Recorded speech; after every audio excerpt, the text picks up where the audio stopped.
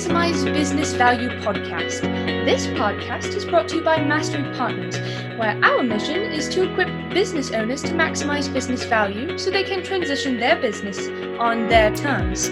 Our mission was born from the lessons we've learned from over 100 business transactions, which fuels our desire to share our experiences and wisdom so you can succeed. Now here's your host, CEO of Mastery Partners, Tom Bronson. Hi, this is Tom Bronson, and welcome to Maximize Business Value, a podcast for business owners who are passionate about building long-term sustainable value in their businesses. In this episode, I'm going to take a little break from our normal weekly business advice.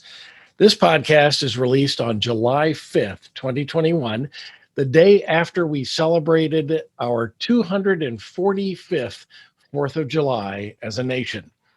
The story of how the United States of America went from being a group of English colonies to an independent nation is filled with hardship, perseverance, freedom, and triumph, very similar to what it takes to own a business. From nothing came something. I want to start by giving you 10 fun and interesting facts that inspired how we celebrate the 4th of July today. And then I'm going to read the Declaration of Independence. Some of you may be hearing this for the very first time. We all studied it in school, but I can tell you that I was surprised as I read through it myself. So here are fun facts. Number one, July 2nd is when the governing body of the 13 colonies voted for independence from Britain. The document, however, wasn't finalized until the 4th. That's the date on the document and the official date that we celebrate. Number two, President John Adams refused to attend July 4th celebrations as a matter of principle because he thought the date was July 2nd. He, of course, died 50 years later on July 4th. Number three, the clause pursuit of happiness was originally pursuit of property, but we can thank Ben Franklin, who convinced Thomas Jefferson that property was too narrow a notion. Number four, even though Thomas Jefferson is known as the author of the Declaration, it was written by a 5-man committee, 3 of whom you already know, Jefferson, Franklin, and Adams, and 2 other founding fathers you may not know. Roger Sherman, who was the only person to have signed all 4 great state papers of the United States, the Continental Association, the Declaration of Independence, the Articles of Confederation, and the Constitution. And Robert Livingston, who administered the oath of office to George Washington, our first president. Number 5, the average age of the signers was 45. Thomas Lynch Jr. and Edward Rutledge of South Carolina were only 26 when they signed it, and Ben Franklin was the oldest signer at 70. Number 6, after the reading of the Declaration by George Washington on July 9th in New York City in front of City Hall, a riot broke out. A statue of King George III was torn down and used to make 42,000 musket balls for the Revolutionary Army. Number 7, July 4th, 1777 was the first official celebration in Philadelphia. At the first celebration, 13 cannons were fired, 1 for each of the colonies, bells were rung, and fireworks were set off. Number 8, 2.5 million people lived in the U.S. on the first 4th of July, 325,700,000 live here today. Number 9, Americans spend over $1 billion on fireworks every year. Number 10, Americans eat approximately 150 million hot dogs on the 4th of July. That's enough to stretch from DC to Los Angeles more than 5 times. And I thought I'd throw in an extra bonus, number 11. And this one is a shame, in my opinion. China makes the majority of American flags approximately $3.3 million worth each year. Now, I'm grateful to live in this great country. And so, my gift to you as we continue to celebrate this holiday is the Declaration of Independence, read here from the original unedited text. I hope you enjoy it. And I'd like to know at the end how many things you thought were surprising and how many words you had to look up. I'll give my answers at the end. Here we go. In Congress, July 4th, 1776. The unanimous declaration of the 13 United States of America, when in the course of human events it becomes necessary for one people to dissolve the political bands which have connected them with another, and to assume among the powers of the earth the separate and equal station to which the laws of nature and of nature's God entitle them, a decent respect to the opinions of mankind requires that they should declare the causes which impel them to the separation. We hold these truths to be self evident that all men are created equal and they are endowed by their Creator with certain unalienable rights, that among these are life, liberty, and the pursuit of happiness. That to secure these rights, governments are instituted among men, deriving their just powers from the consent of the governed. That whenever any form of government becomes destructive to these ends, it is the right of the people to alter or to abolish it, and to institute new government, laying its foundation on such principles and organizing its powers in such form as to them shall seem most likely to affect their safety and happiness. Prudence, indeed, will dictate that governments long established should not be changed for light and transient causes. And accordingly, all experience hath shewn that mankind are more disposed to suffer while evils are sufferable than to right themselves by abolishing the forms to which they are accustomed. But when a long train of abuses and usurpations pursuing invariably the same object evinces a design to reduce them under absolute despotism, it is their right, it is their duty to throw off such government and to provide new guards for their future security.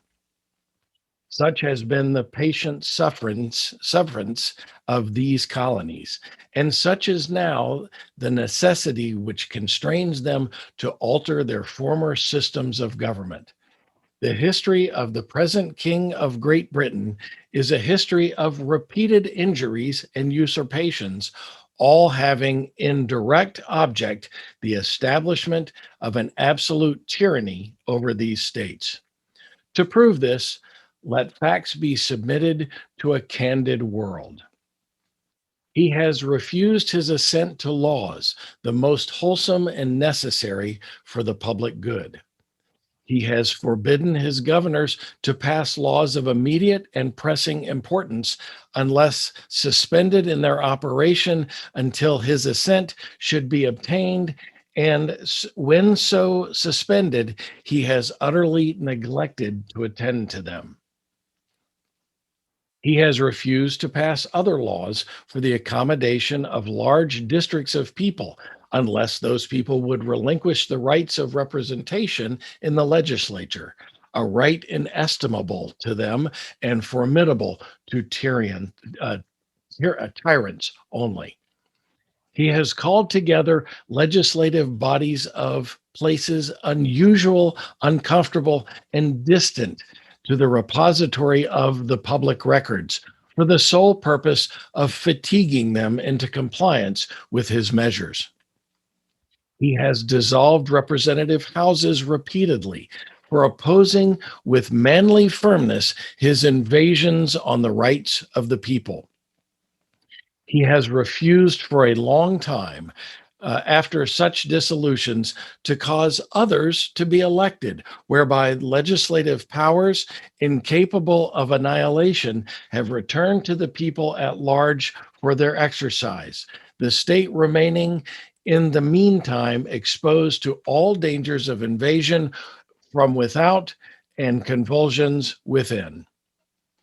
He has endeavored to prevent the population of these states, for that purpose obstructing the laws of naturalization of foreigners, refusing to pass others to encourage their migrations hither, and raising the conditions of new appropriations of lands. He has obstructed the administration of justice by refusing his assent of laws by establishing judiciary powers. He has made judges dependent on his will alone for the tenure of their offices and the amount of payment of their salaries. He has erected a multitude of new offices and sent hither swarms of officers to harass our people and to eat out their substance. He has kept us in times of peace, standing armies without the consent of our legislatures. He has affected to render the military independence and superior to the civil power. He has combined with others to subject us to a jurisdiction foreign to our Constitution and unacknowledged by our laws, giving his assent to their acts of pretended legislation, for quartering large bodies of army troops among us, for protecting them by a mock trial from punishment for any murders which they should commit on inhabitants of these states, for cutting off our trade in all parts of the world, for imposing taxes on us without our consent, for depriving us in many cases the benefits of jury by trial, for transporting us beyond seas to be tried for pretended offenses, for abolishing the free system of English laws in the neighboring province, establishing therein an arbitrary government and enlarging its boundaries so as to render it once an example and fit instrument for introducing the same absolute rule into these colonies, for taking away our charters, abolishing our most valuable laws, and altering fundamentally the forms of our governments, for suspending our own legislatures and declaring themselves invested with power to legislate for us in all cases whatsoever. He has abdicated government here by declaring us out of his protection and waging war against us. He has plundered our seas, ravaged our coasts, burnt our towns, and destroyed the lives of our people. He is at this time transporting large armies of foreign mercenaries to complete the works of death, desolation, and tyranny already begun, with the circumstances of cruelty and perfidy scarcely paralleled in the most barbarous ranges and totally unworthy the head of a civilized nation. He has constrained our fellow citizens taken captive on the high seas to bear arms against their country, to become the executioners of their friends and brethren, and to fall themselves by their hands. He has excited domestic insurrections amongst us, and he has endeavored to bring on the inhabitants of our frontiers the merciless Indian savages whose known rule of warfare is an undistinguished destruction of all ages, sexes, and conditions. In every stage of these oppressions, we have petitioned for redress in the most humble terms. Our repeated petitions have been answered only by repeated injury.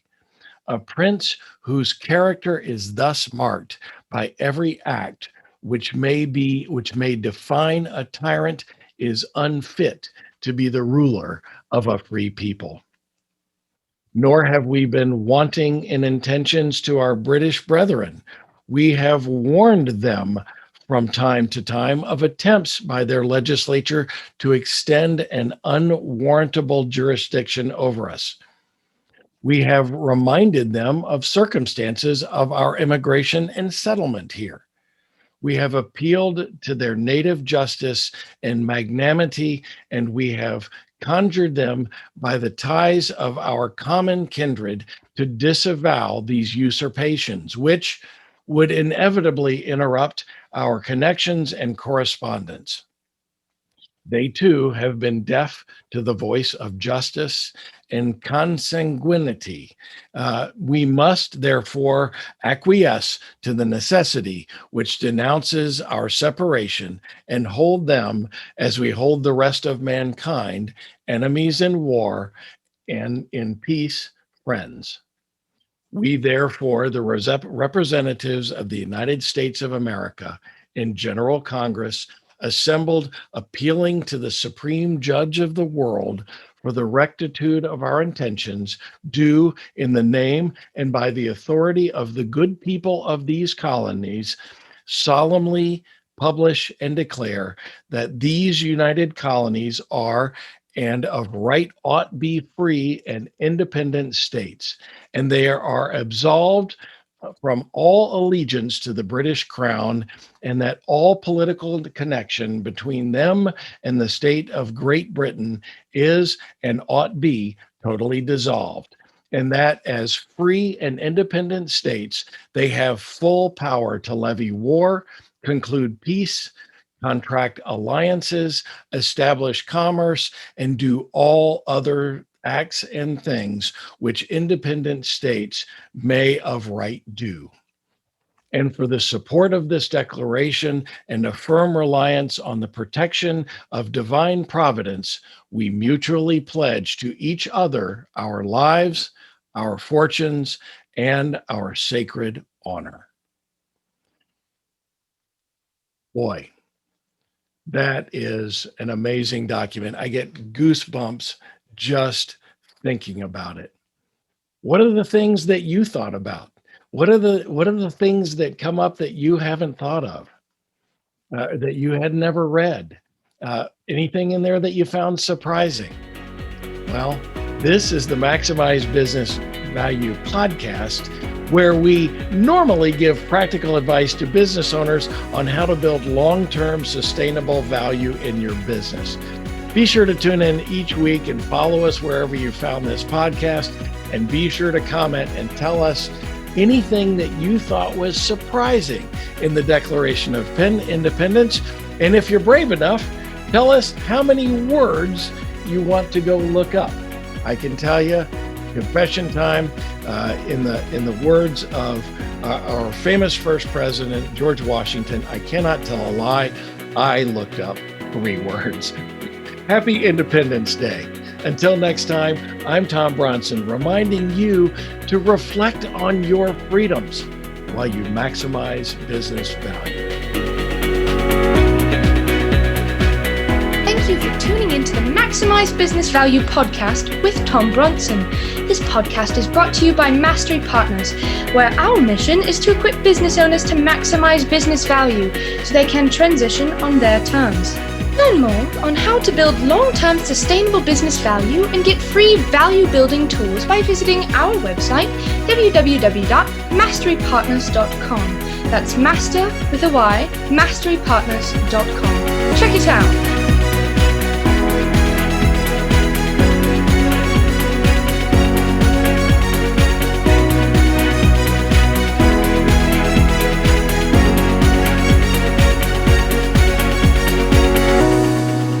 That was perfect. I wouldn't make any changes on that.